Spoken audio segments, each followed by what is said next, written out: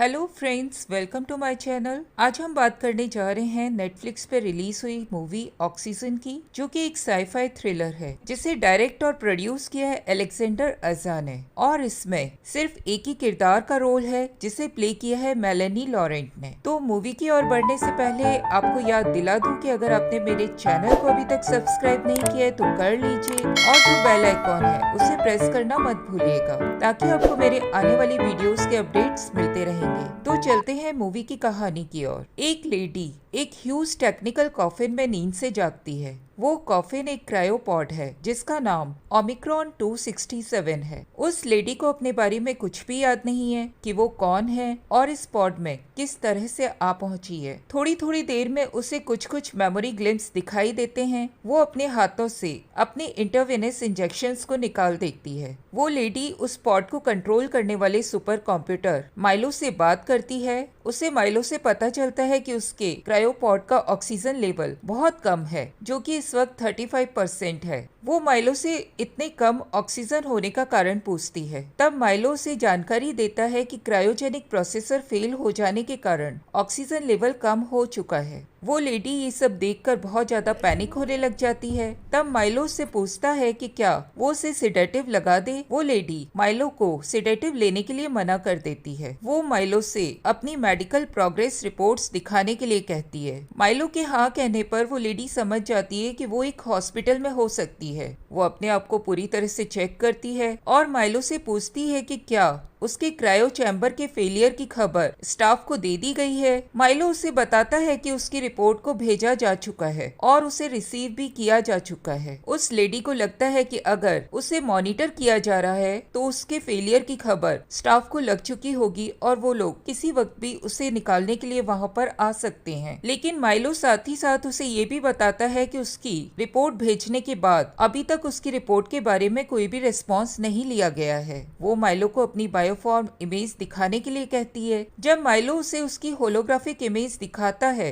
तब वो अपने आप को पहली बार देखती है। उसे कुछ कुछ मेमोरी ग्लैम्स आने लग जाते हैं जिसमें उसे उसके हस्बैंड और उसकी फैमिली याद आती है। माइलो के पूछने पर उसे पता चलता है कि उसकी आइडेंटिटी ओमिक्रॉन 267 है, जो कि उसके पॉड का रजिस्ट्रेशन नंबर है। उसे ऐसा लगता है कि कुछ रेड्स के ऊपर कुछ एक्सपेरिमेंट किया जा रहा है और वो अपने आप को उन रेड्स में से एक मानती है। इस वक्त उसका ऑक्सीजन लेवल गिर के 33% हो चुका है। वो लेडी माइलो से पूछती है कि वो इस चैम्बर में क्यों है, उसे क्या हुआ है। वो माइलो से उस चैम्बर को खोल देने के लिए कहती है। माइलो उस क्रायोपॉड के चैम्बर को खोलने के लिए तैयार हो जाता है, लेकिन उसके पास कोड्स नहीं है। वो उस लेडी से कोड्स मांगता है, लेकिन हमारी इस कैरेक्टर के पास भी कोड्स नहीं है। वो लेडी बहुत ज्यादा पैनिक होना शुरू हो जाती है। वो माइलो से पूछती है कि क्या वो लोग बाहर कॉल लगा सकते हैं। माइलो के हाँ कहने पर वो माइलो को पुलिस को कॉल लगाने के लिए कहती है। पुलिस के द्वारा कॉल उठाए जाने पर वो उन्हें बताती है कि वो एक क्रायोपॉड में कैद है और वहाँ से निकलने में उसे पुलिस की मदद चाहिए। पुलिस उससे हॉस्पिटल का और उसका खुद का नाम जानना चाहती है, लेकिन वो न तो हॉस्पिटल का नाम बता पाती और न ही खुद का नाम बता पाती। पुलिस समझती है कि उन्हें कोई गलत रिपोर्टिंग कर रहा है। तब पुलिस उसे धमकाती है कि गलत रिपोर्टिंग करना क्राइम हो सकता है। तब वो अपनी पोजीशन पुलिस को बताने की कोशिश करती है कि वो गलत रिपोर्टिंग नहीं कर रही है। वो अपने बारे में अभी कुछ भी नहीं जानती और वो ये भी नहीं जानती कि वो किस हॉस्पिटल में है। तब जो पुलिस ऑफिसर उससे बात कर रहा होता है वो उससे काम रहने के लिए कहता है और उसे कहता है कि वो लोग उस ट्रांसमीटर को लोकेट करने की कोशिश कर सकते हैं जिसके थ्रू वो उन्हें कॉल कर रही है। वो ऑफिसर उस लेडी को कहता है कि अगर उसे अपने आसपास लिखा हुआ क्रायोपॉड का कोई सीरियल नंबर या कोई मैन्युफैक्चरर नंबर कुछ भी दिखे तो वो उन्हें बता दे, जिससे उन्हें उसे खोजने में कुछ मदद मिल जाएगी। वो लेडी उन्हें क्रायोपॉड के अंदर लिखा हुआ नंबर पढ़कर सुना देती है। पुलिस ऑफिसर अपने उस कॉल को अपने सीनियर को पास कर देता है, लेकिन तभी वो कॉल इंटरप्ट हो जाता है। अब इधर अंदर ये लेडी बहुत ज्यादा पैनिक होना शुरू कर देती है। वो माइलो से अपने डीएनए को एनालाइज करने के लिए कहती है। माइलो उसके डीएनए को एनालाइज कर देता है। तब वो लेडी उस डीएनए को अवेलेबल डीएनए से मैच करने के लिए कहती है। लकीली उसका डीएनए मैच हो जाता है और उसे पता पता चलता है कि वो एलिजाबेथ हैंसन है। एलिजाबेथ हैंसन के बारे में सोचते ही उसे अपना नाम याद आ जाता है कि उसे लोग प्यार से लिज बुलाया करते थे, और उसे अपनी फैमिली भी याद आ जाती है। तभी वहाँ पर उसके लिए इनकमिंग कॉल आता है जो कि कैप्टन मोरो का है, जो साइंस एंड टेक्नोलॉजी डिपार्टमेंट से हैं। वो जानना चाहते हैं कि अब उसके क्रायोपॉड में कितना ऑक्सीजन बचा हुआ है और उसके पास कितना समय है। लिज, अब हमें क्योंकि हमारी कैरेक्टर का नाम पता चल चुका है कि वो लिज है, तो हम उसे लिज ही कहकर बुलाएंगे। अब लिज माइलो से पूछती है कि उसके पास कितना समय बचा हुआ है। माइलो उसे बताता है कि अब उसके पास सिर्फ 43 मिनट सर्वाइवल के लिए बचे हुए हैं। मोराओ लिज के मुंह से ये सुनकर उसे अपने बारे में कुछ भी बातें याद करने के लिए कहता है। मोराओ लिज को बताता है कि उन्होंने एक आदमी उस क्रायोपॉड के कोड्स को जानने के लिए भेजा हुआ है, और वो लोग एलिजाबेथ हैंसन के बारे में भी पता लगाने की कोशिश कर रहे हैं, जिससे कि वो लोग उसके पास जल्दी से जल्दी पहुंचकर उसे क्रायोपॉड से निकलने में मदद कर सकते हैं। लिज को इस बीच माइलो से पता चलता है कि वो बिल्कुल नॉर्मल है, उसे किसी भी तरह की कोई भी बीमारी नहीं है, और उसकी बॉडी फॉर्म और बायो फॉर्म के हिसाब से वो 82 ईयर्स तक जी सकती है। इस वक्त ऑक्सीजन लेवल 29% हो चुका है। माइलो लिज को पैनिक हुआ देखकर उसके लिए एक सेडेटिव इंजेक्शन लगाने के लिए भेजता है। सेडेटिव देखकर लिज बहुत ज्यादा परेशान हो जाती है और उससे बचने की कोशिश करती है। वो सेडेटिव इंजेक्शन को पकड़ लेती है और उसे अपने से दूर करने की कोशिश करती है। माइलो लिज को ऐसा करते हुए देखकर उसे वार्न करता है कि वो प्रॉपर्टी को डैमेज न करे, नहीं तो उसे इसकी पनिशमेंट मिल सकती है। अब लिज के पास सर्वाइवल के लिए सिर्फ 17 मिनट और 12 सेकंड ही बचे हुए हैं। लिज माइलो से एलिजाबेथ हैंसन के बारे में और बातें बताने के लिए कहती है। वो उसके बारे में और चीजें जानना चाहती है। माइलो लिज को बताता है कि एलिजाबेथ ने बहुत सारे आर्टिकल्स लिखे हैं, बहुत सारी प्रेस कॉन्फ्रेंस अटेंड की है। लिज माइलो से उन प्रेस कॉन्फ्रेंस को दिखाने के लिए कहती है। तब उसे पता चलता है कि एलिजाबेथ एक क्रायोजेनिक डॉक्टर थी। वो माइलो से एलिजाबेथ हैंसन की सोशल प्रोफाइल भी दिखाने के लिए कहती है। लिज जब एलिजाबेथ हैंसन की यानी कि अपनी खुद की सोशल मीडिया प्रोफाइल देखती है, तब वो अपने आप को अपने हस्बैंड के साथ देखती है जिसका नाम लियो है। उसे अपनी मैरिड लाइफ याद आ जाती है और उसे अपना हस्बैंड लियो भी याद आ जाता है। वो माइलो से लियो का नंबर लोकेट करके उसे कॉल लगाने के लिए कहती है। माइलो को लियो के 2 नंबर मिलते हैं, जिसमें से पहला नंबर अनरेस्पॉन्सिव जाता है। माइलो सेकेंड नंबर पर कॉल उठाता है। लिज उस फोन उठाने वाले से लियो से बात कराने के लिए कहती है, लेकिन कॉल उठाने वाले लियो का नाम सुनते ही कॉल को काट देते हैं। लिज माइलो से लियो को बार बार कॉल करने के लिए कहती है, लेकिन लियो की तरफ से उसके कॉल का कोई भी आंसर नहीं मिलता। इधर ऑक्सीजन लेवल बहुत ज्यादा कम होते जा रहा है, जिसके कारण लिज को हेल्यूसिनेशन हो रहे हैं और उसे ऐसा लगता है कि उसके क्रायोपैड में बहुत सारे रेड्स आकर इकट्ठा हो गए हैं। उसे याद आता है कि रेड्स के ऊपर ये लोग एक्सपेरिमेंट किया करते थे। लिज को किसी भी तरह से उस क्रायोपॉड से निकलना है। वो एक सिरिंज को उठाकर क्रायोपॉड की लाइनिंग्स को निकालना शुरू कर देती है, लेकिन उस लाइनिंग को निकालने में उसे बहुत परेशानी होती है। तब उसे याद आता है कि सेडेटिव का इंजेक्शन उस लाइनिंग को निकालने में मदद कर सकता है। वो माइलो से सेडेटिव लगाने के लिए हाँ कह देती है। जब सेडेटिव इंजेक्शन उसके सामने आता है, तब वो फोर्सफुली उसे तोड़कर उससे लाइनिंग निकालने लग जाती है।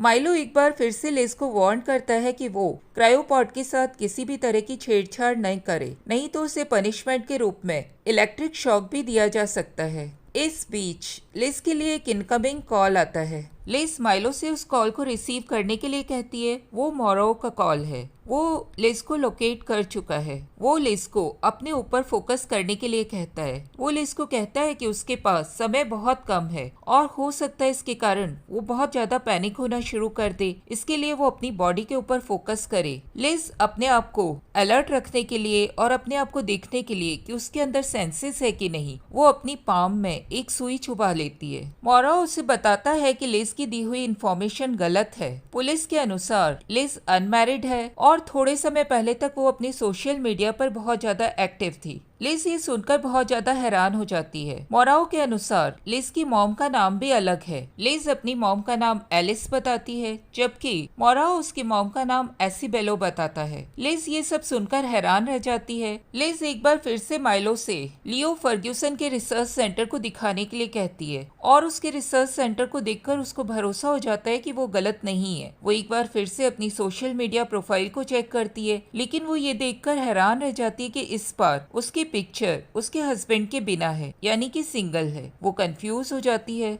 एक बार फिर से लिज को मेमोरी ग्लैम्स आने लग जाते हैं। उसे एक बार फिर से लियो दिखाई देता है, लेकिन इस बार लियो के हाथ पर और उसके फेसेस पर कुछ स्कार्स हैं। उसे लगता है कि लियो बहुत ज्यादा बीमार है। उसे लियो काफी एजेड भी दिखाई देता है। एक मेमोरी ग्लिम्स में उसे लियो वायरस से इफेक्टेड दिखाई देता है। लिज को मोराओ के ऊपर शक होता है कि उसके साथ वहाँ पर कोई और भी मौजूद है। वो उसके कॉल को काट देती है और माइलो से आखिरी के 30 सेकंड को फिर से रिवाइंड करके प्ले करने के लिए कहती है। जब माइलो लास्ट 30 सेकंड के ऑडियो को प्ले करता है तब वो उसे एम्पलीफाई करके सुनती है कि वहाँ पर एक और लेडी है जो कि उसके बारे में बात कर रही है। लिज ये सुनकर और भी ज्यादा पैनिक हो जाती है। उसे शक होने लग जाता है कि उसके साथ जरूर कुछ गड़बड़ हो रही है। तभी उसके लिए एक बार फिर से इनकमिंग कॉल आने लग जाता है। लिज माइलो से उस कॉल को रिजेक्ट करने के लिए कहती है। जब वो कॉल बार बार आता है तब लिज माइलो से उस कॉल को कनेक्ट करवा देती है।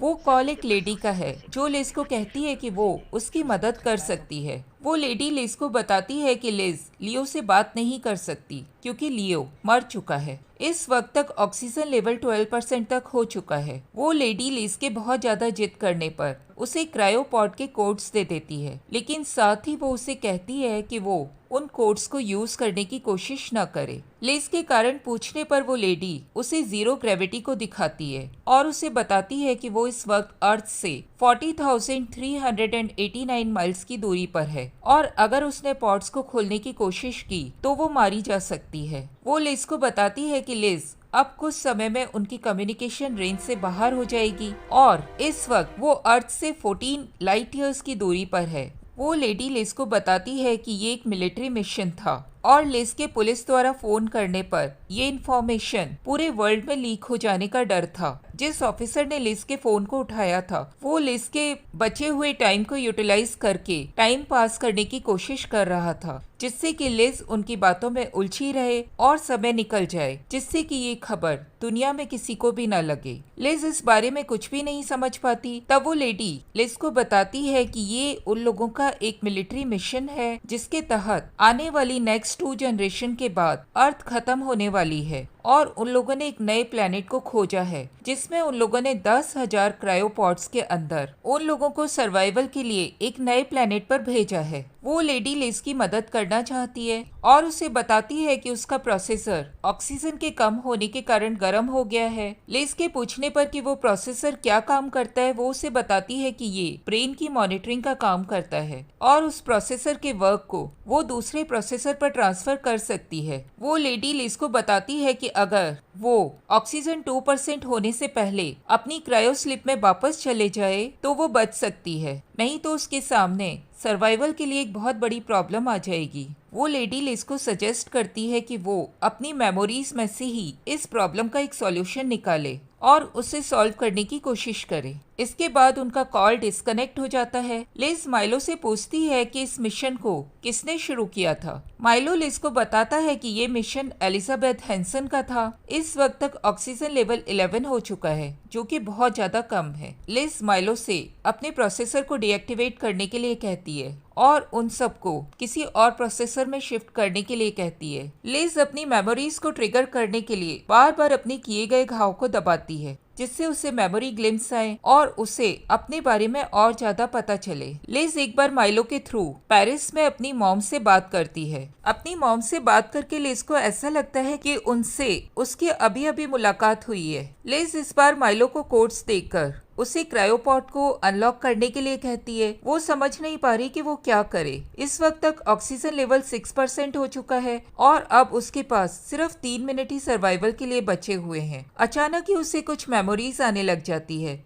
वो एक बार फिर से माइलो को कोड्स को यूज करने के लिए मना करती है और वो माइलो से कहती है कि उसे अपने क्रायोपॉड्स के विजुअलाइजेशन को दिखाए। माइलो उसे पूरे सिस्टम को विजुलाइज करवाता है, जिसमें उसे दिखाई देता है कि वहाँ पर 10,000 ओमिक्रॉन यूनिट्स हैं। सभी ओमिक्रॉन यूनिट्स ओमिक्रॉन 267 के 173 फीट के रेडियस में है। माइलो लिज को ये भी बताता है कि इस वक्त 9,567 ऑपरेशनल हैं और 433 यूनिट्स खत्म हो चुकी हैं। माइलो लिज को ये भी बताता है कि उसकी यूनिट ओमिक्रॉन 267 का स्टेटस लॉस्ट आ रहा है। माइलो लिज को ये बताता है कि लॉस्ट हुए सभी ओमिक्रॉन यूनिट रास्ते में एक एस्टेरॉइड के कोलाइड होने से लॉस्ट हुए थे। लिज उन सभी यूनिट्स में माइलो को लियो को ढूंढने के लिए कहती है, लेकिन वो एक बार में लियो को नहीं ढूंढ पाती। तब वो याद करने की कोशिश करती है और उसे लियो का क्रायोपॉड नंबर याद आ जाता है। वो माइलो से लियो के क्रायोपॉड को अंदर से दिखाने के लिए कहती है। जब माइलो लियो का क्रायोपॉड उसे अंदर से दिखाता है, तब वो उसके चेहरे को भी देखती है और उसे देखकर बहुत खुशी महसूस होती है। लेकिन अचानक ही वो देखती है कि लियो के चेहरे पर कोई भी स्कार्स नहीं है। इस वक्त तक लिज के क्रायोपॉड का ऑक्सीजन लेवल 4% हो चुका है। वो माइलो से दोबारा एलिजाबेथ हैंसन के बारे में दिखाने के लिए कहती है। तब उसे एलिजाबेथ हैंसन का एक वीडियो दिखाया जाता है, जिसमें उसने मेमोरी ट्रांसफर के बारे में प्रेस कॉन्फ्रेंस की थी। एलिजाबेथ हैंसन ने रेड्स के ऊपर क्लोनिंग को ट्राई किया था और उसने मेमोरी को भी उन रेड्स में ट्रांसफर किया था। इस वक्त तक लिज को समझ में आ चुका है कि वो एलिजाबेथ हैंसन की क्लोन है, क्योंकि उसे जो एलिजाबेथ हैंसन प्रेस कॉन्फ्रेंस में दिखाई दी थी वो बहुत ज्यादा ओल्ड थी। वो माइलो से पूछती है कि वो क्रायोपैड में कितने टाइम से है। तब उसे अपनी एज पता चलती है कि वो 12 इयर्स 42 डेज 17 आवर्स और 56 मिनट्स ओल्ड है। लिज माइलो से कहती है कि उसे जिस लेडी ने कॉल किया था, क्या वो उसके वॉइस को रिकॉग्नाइज कर सकता है। तब माइलो उसका वॉइस रिकॉग्नाइजेशन करके बताता है कि वो आवाज एलिजाबेथ हैंसन की थी। लिज इस वक्त तक समझ जाती है कि उसकी मदद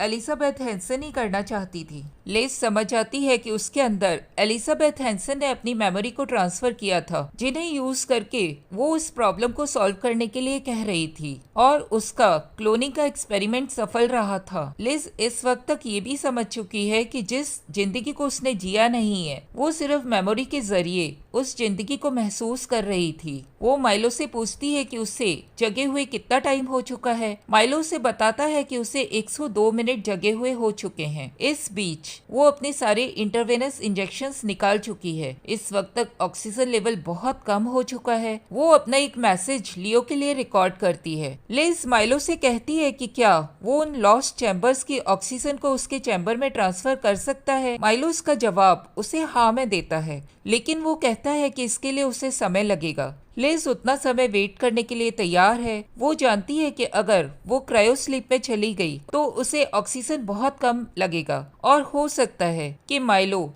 लॉस्ट चैम्बर्स की ऑक्सीजन को टाइम से उसके चैम्बर तक शिफ्ट करने में सक्सेसफुल हो जाए। वो डिसाइड करती है कि वो नए प्लेनेट में पहुंचने तक क्रायो स्लीप में चली जाएगी। लिज माइलो से नए प्लेनेट के बारे में पूछती है कि वो कैसा है। तब माइलो से बताता है कि वो प्लेनेट एक साइड बहुत ज्यादा गर्म है और एक साइड बहुत ज्यादा ठंडा है, लेकिन उसका बीच का पोर्शन ह्यूमंस के रहने के लिए बिल्कुल परफेक्ट है, जहाँ पर अर्थवासियों ने उन लोगों के रहने के बारे में प्लानिंग कर रखी है। लिज माइलो से कहती है कि उसे सिडेटिव दे दे और वापस क्रायो स्लीप में सुला दे। माइलो उसे बताता है कि उसे क्रायो स्लीप में भेजना अब उसके लिए पॉसिबल नहीं है, क्योंकि उसके सारे इंटरवेनस इंजेक्शंस निकले हुए हैं, उसका अम्बिकल कॉर्ड भी निकला हुआ है। तब लिज अपने सभी इंटरवेनस इंजेक्शंस को वापस फिट करती है, अपनी अम्बिकल कॉर्ड को फिर से लगाती है और माइलो से कहती है कि अब उसे क्रायो स्लीप में भेज दे। माइलो लिज को एक बार फिर से सेडेटिव देकर क्रायो स्लीप में सुला देता है और उसे फिर से कुकून के रूप में कन्वर्ट कर देता है। 10,000 पॉड्स, जिनमें से कुछ एस्टेरॉइड्स के कोलाइजन की वजह से लॉस्ट हो चुके हैं, अपने डेस्टिनेशन की तरफ पहुंच चुके हैं। मूवी के एंड में हम लोगों को दिखाया जाता है कि लियो और लिज नए प्लेनेट वुल्फ 1061C पर एक साथ हैं। वो दोनों क्लोन की ड्रेस पहने हुए हैं, लेकिन बहुत खुश हैं। तो इसका ये एक हैप्पी एंडिंग हो सकता है कि लिज बच गई और उसके बाद लियो और वो दोनों उस नए प्लेनेट पर आगे की जनरेशन को बचाने के लिए तैयार थे।